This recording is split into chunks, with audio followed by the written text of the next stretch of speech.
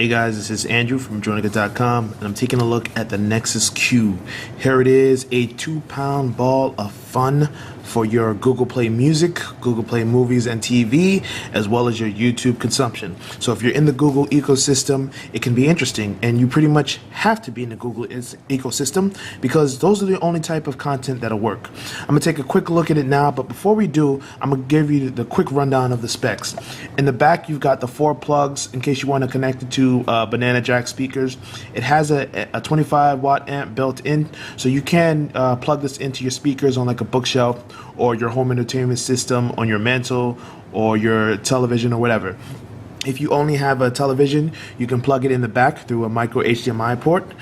You also have Ethernet cable in case you don't have Wi-Fi, that you can just hook it up to your router, but it does have Wi-Fi built in as well as Bluetooth and NFC. Over here, you've got the micro USB, so if you've got like a drive that you want to connect to it, you can do it that way as well. And of course, this little cord right here is the power monitor. The power source. Yeah. Okay, now the cool thing about this is that on the back, it's really solid zinc. On the front, it's more like a little rotatable plastic that has some nice coating to it. And when you turn it to the right, you're raising the volume. When you turn it to the left, you're lowering the volume. The little blue LED light on indicator at the front, that lets you know that it's on and it's working, it's active. When I press down on it, it mutes the media that I'm playing, and when I press down on it again, it unmutes it. You see the little LED lights on the rim. Those are 32 RGB lights.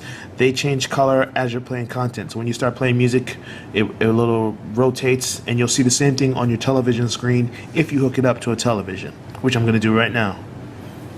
You can open it. It'll walk you through the setup process. You'll name your cue. In this case, I put mine in the living room. It says only the owner can modify settings, so I say done. Alright, that's fine. Alright, so this is a guest one. I have my Nexus 7 set up as the owner. Now if I'm playing music, right? I go to play music, and I'll select the song. Okay, it's playing on the phone, right? If I go to this little button in the top right corner, it should go to the TV. Oh wait, it's muted right now.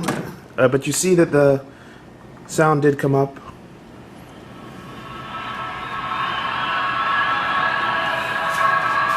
And you get this little visualization while the song's playing. Now if you notice, like I said, this is not the master remote. This is set up to basically be a guest. So what can happen is if you have other people come to your house, if they have some songs from their Google Music account that they want to play, they can do that. They can just add it to the queue. They can open it here and put add to living room because that's where the queue is set up. Then I'll go to where I'm playing now, and I see all the songs that have been put on here. And if I say, you know what, Andrew, I want to put my song to the top, I can just press down on it. I can play next, or I can play it right now. Skip to the next song, and it's John Legend, and I can control the volume from here as well. Now the queue pretty much locks you into Google services, but what that means basically your only options are play movies and TV if you want to buy or rent from the Play Store. You can go for your play music, so you can upload your collection, or you can buy songs directly from Google, or you can go to YouTube. So when I go to YouTube and I play a video, remember my queue setting is still active. It's the little blue icon. It's lit up. So when I start playing this video on my phone, it goes to the TV. Now I should make it clear that you're not actually streaming from the device to the television. What you're doing is you're using the device, your phone or tablet, as a remote. So you're basically triggering actions from the queue.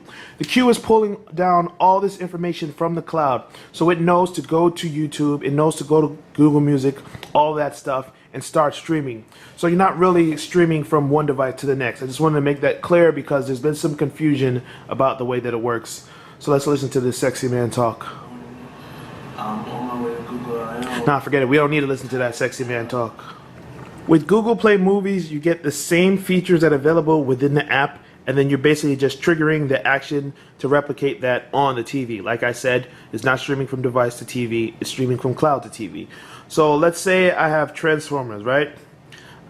Remember, I didn't buy this. I hate Michael Bay movies. Google gave this to us for free at I/O. I can press play, and it's press the blue icon, press play again, and now it's going to start loading up on the TV. It takes a little while because once you do the handoff from the phone to the television, you're basically upping the quality. It expects a little more out of a television, so it knows that you're going to be able to handle a little more. The first few minutes, the stream is going to be kind of low quality, but it improves over time. It's HD, but it's not stunning HD.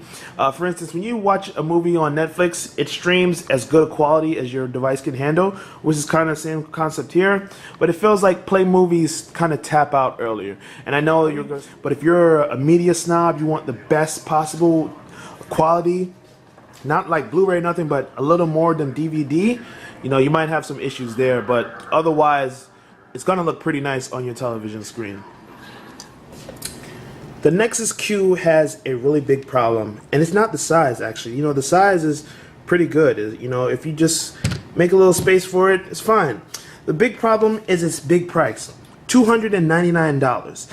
And add to that, $299 to only be able to access Google Play. You can't access any of the media that you have stored already. You can't access Netflix. You can't get Spotify, RDO, Rhapsody, Crackle, none of the things, not even Google Chrome on the web. Now, why am I mentioning all these apps? Because these are things that you can get with a 2-year-old Logitech review box. I've complained about this thing a million times, but guess what? It's already better than the brand new Nexus Q. There's really no reason to buy this because of the limitations that it puts on you. Now, I will say that Google has been upfront in saying that they're not going to stand in the way of people hacking this, so I'm sure within a few weeks, people are going to figure out how to get games on this, how to sideload apps, but that's a maybe, you know. That's something that might happen, and it's going to require extra work from you. At the moment, I really can't recommend buying this, especially when you can do all of this that you can do on the Q and more with the Vizio Co-Star, which costs a third of the price. That's only like, what, $99? You can also get a newer Sony Blu-ray player. You can also get a Roku box. It's not Android, but it does the same things as the Nexus Q. You can get an Apple TV. So who's the market for this? Pretty much anyone that really wants to hack. Now, I like the design of it. I like the way it looks. You know, is the cool factor of the look and what it does if you're in the Google Play ecosystem. It's really good. But I don't like feeling locked down. That's part of the reason I don't really buy Apple products other than my laptop. But I'm just struggling to come up with a reason to say go out and buy the Nexus Q. I'm sure there's going to be some fans that are really into this and really intrigued by it. They're going to complain in the comment section. But my personal opinion, my personal recommendation, this is a hardcore enthusiast product. It's probably just an experiment. You know, Google, they're not afraid to let something try and fail. So that's probably what's happening here. But for the time being, this is Andrew from Enjoynica.com. Hope you enjoyed the video. If you want to know more information about the Nexus Q, follow the link in the description below. It'll take you to a written review of the Q. Oh wait, I just got that. Q, as in letter, as in playing Q.